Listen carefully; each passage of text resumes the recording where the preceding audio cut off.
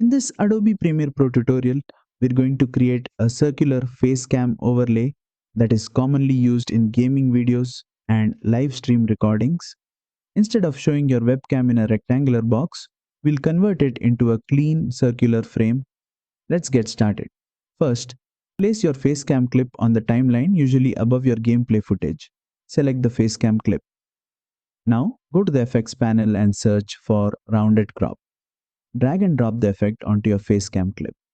Next, you go to the effect controls panel. First, enable symmetrical crop.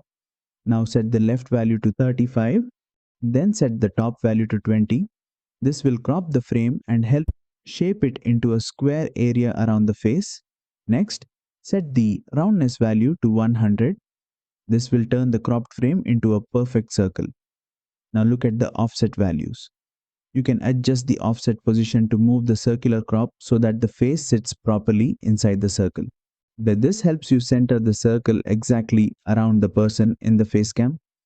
Once everything looks good, you can move the Facecam clip to one of the corners of the screen, which is the most common layout used in gaming videos.